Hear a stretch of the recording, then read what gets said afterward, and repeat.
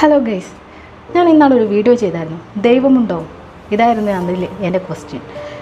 ഈ കഴിഞ്ഞ 2 മാസങ്ങളിലായിട്ട് മലയാളം ഇൻഡസ്ട്രിയിൽ റിലീസായ കോടികൾ നേട്ടം കൊയ്ത 2 മൂവീസ് നിങ്ങൾക്ക് ഓർമ്മയുണ്ടാവും.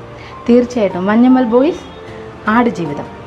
ഇത് രണ്ടും ഞാൻ അന്ന് ചോദിച്ച ക്വസ്റ്റ്യൻ്റെ ആൻസറിന് എക്സാമ്പിൾസ് ആയിട്ട് പറയാമല്ലോ. മഞ്ഞുമൽ ബോയ്സിൽ സുഭാഷ് എന്ന വ്യക്തിയെ രക്ഷിക്കാൻ വരുന്നത് സുഹൃത്തായിട്ടുള്ള സിജു ആണ്. അതേപോലെ ആടുജീവിതത്തിൽ നജീബ് എന്ന വ്യക്തിയെ രക്ഷിക്കാൻ വന്നത് ഒരു ബന്ധവുമില്ലാത്ത ആഫ്രിക്കയിൽ ഉണ്ടായിരുന്ന ഇബ്രാഹിം ഖാദിരി എന്നൊരു വ്യക്തിയുമായിരുന്നു.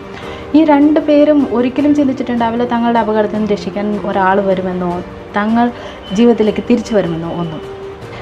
ആടുജീവിതം കണ്ടപ്പോൾ ഇതേപോലെ ആയിരക്കണക്കിന് ആളുകൾ ലോകത്താരും തന്നെ അവരുടെ കഥകൾ അറിയപ്പെടാതെ അവരെ രക്ഷിക്കാൻ ആരുമില്ലാതെ ഇപ്പോഴും ജീവിച്ച് മരിക്കുന്നവർ ഇഷ്ടം പോലെ ഉണ്ടാകും.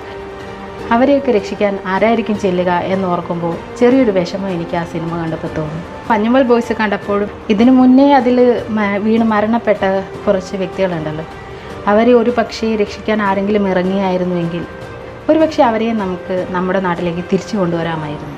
പക്ഷേ എനിക്ക് പറയാനുള്ളത്, നമ്മളൊരു സിറ്റുവേഷനിൽ പെട്ടുപോയാൽ ഇനി മറ്റൊന്നും മുന്നോട്ടില്ല എന്ന് തോന്നുന്ന ഒരു സിറ്റുവേഷനിൽ ഈ 2 മൂവീസ് നിങ്ങളുടെ മൈൻഡിലേക്ക് ഒന്ന് കൊണ്ടുവരിക.